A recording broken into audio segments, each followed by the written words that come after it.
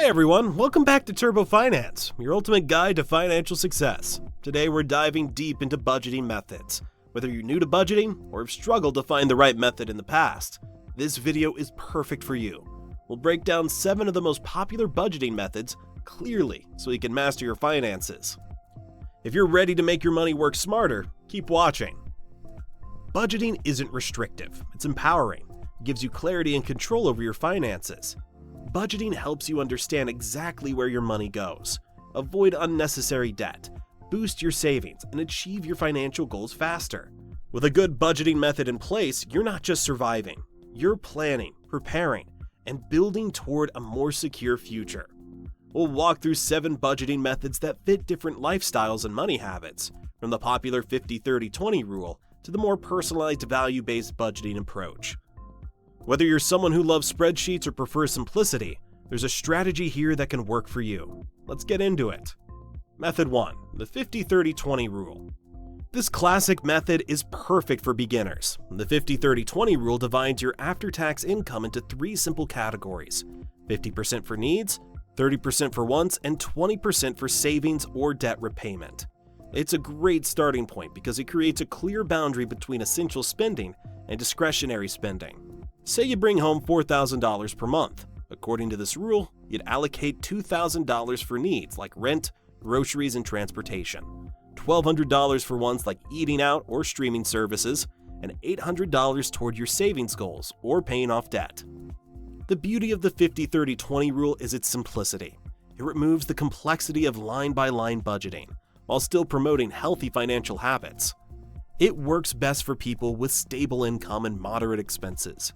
You can also combine this method with tools like spreadsheets or budgeting apps to track spending and ensure you're sticking to your percentages each month.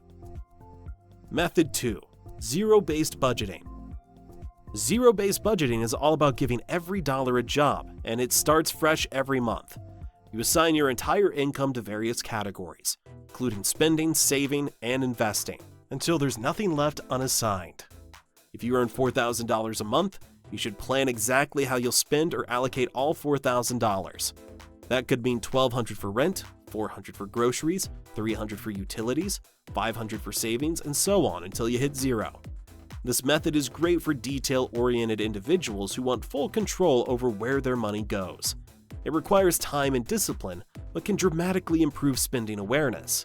Apps like YNAB, You Need a Budget, are tailored for this approach. You can also get a clearer picture of how much you're actually spending in each category and where you might be able to cut back.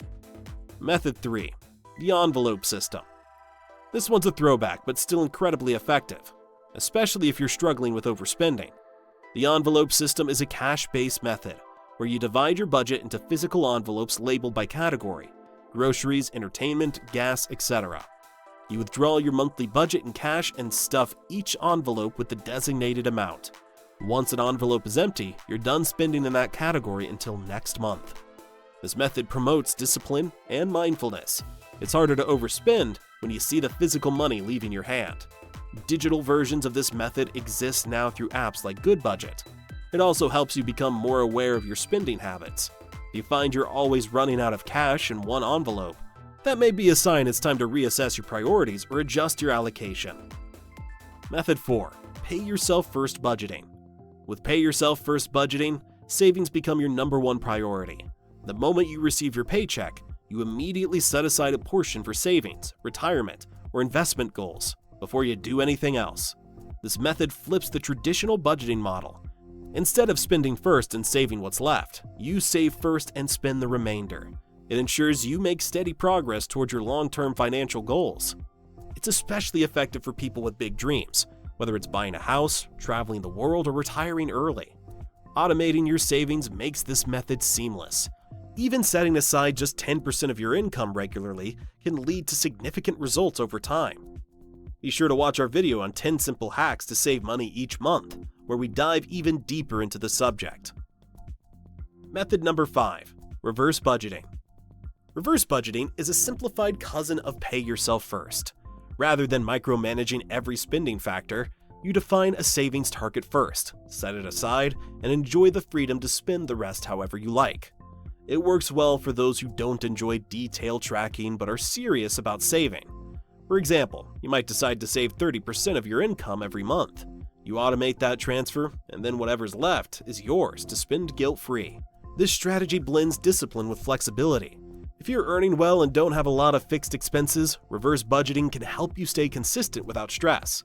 It also creates a sense of financial freedom, allowing you to enjoy your money while still achieving your savings goals. Method 6. Incremental Budgeting. Incremental budgeting takes a look at your previous month's or year's spending and adjusts it incrementally, adding or subtracting based on changes. It's a good choice for people with predictable income and stable lifestyle habits. Let's say last month you spent $500 on groceries. If food prices have risen, you might budget $550 this month. It's about maintaining consistency while making small, reasonable adjustments. This method isn't ideal for managing major lifestyle changes, but it works great for steady, long-term planning. It's commonly used in business budgeting too. You can also compare multiple months to identify seasonal trends and better prepare for future expenses. Method number 7. Value-based budgeting. Value-based budgeting is deeply personal. It helps you align your spending with what truly matters to you. You start by identifying your core values, like health, education, family, or personal growth, and then build your budget to reflect those priorities. If travel is important to you, you might reduce dining out or entertainment so you can afford more trips. It's not about cutting spending.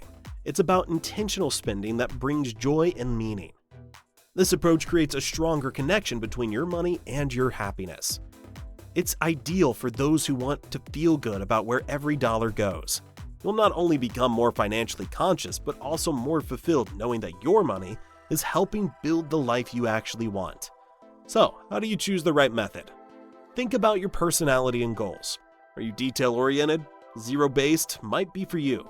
Need structure but hate micromanagement? Try the 50-30-20 rule or reverse budgeting. Want to live with purpose? Value-based budgeting might be your answer. You don't have to stick to just one method forever. Many people combine elements of different strategies to suit changing life situations. You might start with the 50-30-20 rule and then transition to value-based budgeting as you gain confidence and clarity around your spending habits. As you start budgeting, watch out for these common pitfalls. Being too strict, leave room for fun and flexibility. Ignoring irregular expenses. Plan ahead for things like gifts, car repairs, and annual bills. Forgetting to update. Your budget should evolve as your income or lifestyle changes. Giving up too soon. Budgeting is a skill that improves over time with practice, not setting goals. Budgeting works best when it's tied to specific objectives, whether it's saving for a trip or becoming debt-free. Give yourself grace. Progress over perfection is key. The most important thing is consistency, not perfection. Budgeting isn't about restricting your life, it's about enhancing it. When you know where your money is going, you gain freedom, not limits. You're able to make smarter decisions, set meaningful goals, and build the life you truly want. Thanks for watching. If you learned something new, share this video with your friends and family. Additionally, drop a like, hit subscribe, and let us know which method you're excited to try. See you in the next video from Turbo Finance, where smart money moves start here.